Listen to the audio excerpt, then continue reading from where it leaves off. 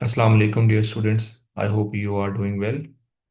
Today I will solve exercise 4F question number 1 and question number 2. Question number 1, factorize each of the following expression completely. हमारे पास कुछ expressions given है A से लेकर E तक और इनको हमने factorize करना है। ठीक है। तो पार्ट ए से पहले मैं करने से पहले आपको थोड़ा सा ओवरव्यू दे दूं। हमने लास्ट एक्सरसाइज में जो क्वेश्चन किए थे कि ए प्लस बी का जो होल स्क्वायर है वो इक्वल होता है ए का square plus 2 time A B plus B का स्क्वायर। बेटा ये वाला फार्मूला हमने यूज करना है और मैंने आपको लास्ट टाइम समझाया था कि ये जो आपके पास है ये एक्सपैंड है। ठीक है, एक्सपेंडेड फॉर्म है और ये हमारे पास क्या है, फैक्टर्स हैं। ठीक है। तो अब हमारे पास ये एक्सपेंडेड फॉर्म जो है ना वो गिवन है, हमने इसके फैक्टर्स बनाने हैं। तो हमने इस फॉर्मूले को मतलब ए प्लस बी को बनाने के लिए हमें ए और बी चाहिए। अगर ए और बी हमारे पास मिल गया तो हम इजीली ए प्लस बी का होल स्क्वायर बना सकते हैं। तो चलो क्वेश्चन नंबर 1 का पार्ट ए करते हैं कि ए स्क्वायर प्लस 14 ए प्लस ये 14 ए प्लस 49 है। देखो बेटा यहाँ पर आपके पास जो a है वो तो a है, तो a को मैं a का स्क्वायर लिख सकता हूँ और 49 को मैं 7 का स्क्वायर लिख सकता हूँ। तो अब मुझे a और b मिल गया है। तो मिड टर्म कैसे मैं लिखूंगा, 2 टाइम होता है a and two b। b मेरे पास 7 है। देखो इसको दोबारा मैं मल्टीप्लाई करवाता हूँ, दोबारा मैं इसको एक्सपेंड करता हूँ, सिंप्लीफाई करता हूँ तो a का स्क्वायर आएगा और ये होगा 14a, ये 14a और प्लस हो जाएगा 49। अब देखो ये जो फॉर्म है इसको मैं अगर क्लोज करता हूं तो ये इक्वल होगा a प्लस 7 का होल स्क्वायर। यानी ये वाली फॉर्म इसके इक्वल है ना हमारे पास। देखो अगर ये फॉर्म हमारे पास है तो हम ये फॉर्म लिख सकते हैं, अगर ये वाली गिवन है तो हम उससे ये वाली फॉर्म बना सकते हैं। ठीक है। तो अब हमारे पास ये फॉर्म गिवन है। ठीक है, तो हमने ये बनानी है। तो ये फॉर्म हमारे पास हमने पहले बनानी है, उसकी स्टैंडर्ड फॉर्म में लेके जाना है। अब ये जो हमारे पास इक्वल होता है ए का स्क्वायर प्लस बी का स्क्वायर। बेटा बी पार्ट करते हैं। देखो बी में हमारे पास 4b स्क्वायर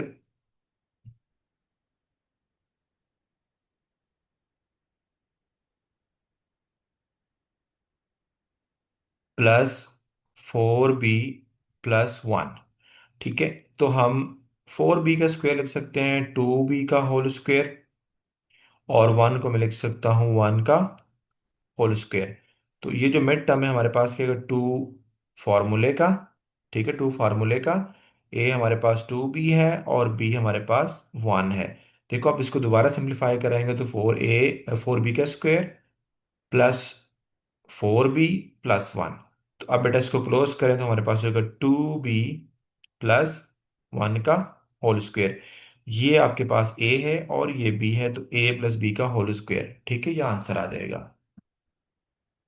सी पार्ट है, C square plus 2cd plus D का स्क्वायर। तो बेटा सी का स्क्वायर को मैं सी होल स्क्वायर लिख सकता हूँ और डी के स्क्वायर को डी होल स्क्वायर। तो यहाँ पर सी मेरे पास ए हो जाएगा और ये बी। तो फार्मूला कैसे होगा, 2a एंड बी। ठीक है। मैं ये ए बी इसलिए बोल रहा हूँ कि हमारे पास जो फार्मूला है मैंने उसको ए और बी के फॉर्म में लिखा हुआ है। ठीक है।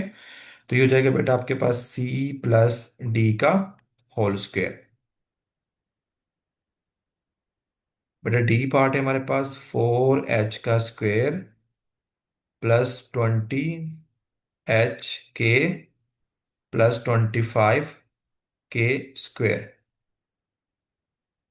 बेटा 4h स्क्वायर को मैं लिख सकता हूँ 2h का होल स्क्वायर और 25 के स्क्वायर को मैं लिख सकता हूँ 5 के का होल स्क्वायर।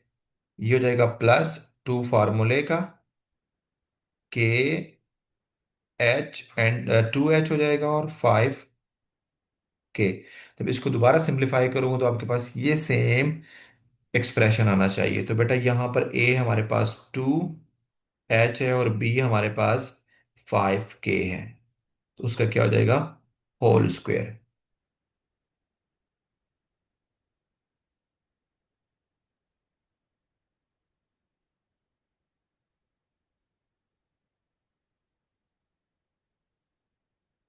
ई पार्ट करते हैं, जो कि लास्ट पार्ट है क्वेश्चन का। 9a² + 30ab + 25b²।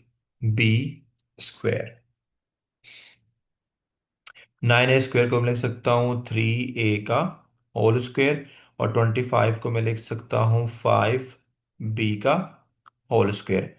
प्लस हो जाएगा बेटा 2 टाइम 3a × 5b। तो इसको जब मैं क्लोज करूंगा तो ये हो जाएगा 3a + 5b का होल स्क्वायर। ये था बेटा क्वेश्चन नंबर 1।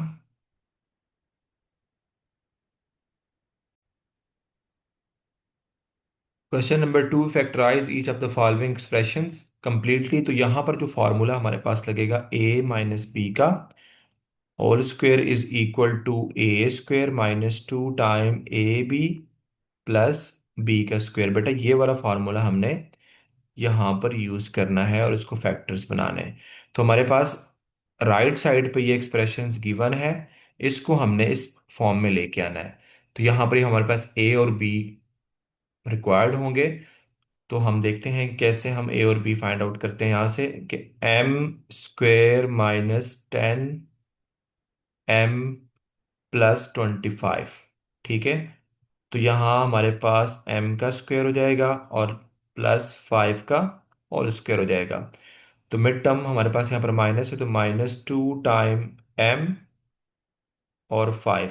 देखो इसको दोबारा मल्टीप्लाई करवाऊंगा तो m² -10m + 25। तो ये जो फॉर्म है इसको अगर मैं क्लोज करूंगा तो वो इक्वल होता है m - 5 का होल स्क्वायर। बेटा बी पार्ट है हमारे पास 169n² - 52n + 4।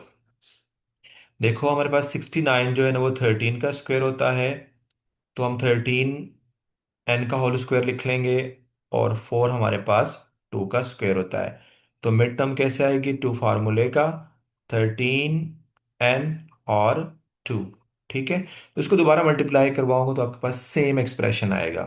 तो ये हो जाएगा आपके पास a यहाँ पर 13n है माइनस फार्मूले का, और b आपके पास 2 है। बेटा सी पार्ट आपके पास है 81 -180p +100p का स्क्वायर।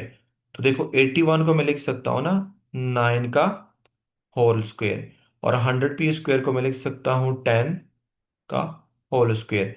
तो ए मेरे पास यहाँ पर 9 और पी मेरे पास बी मेरे पास होगा 10p।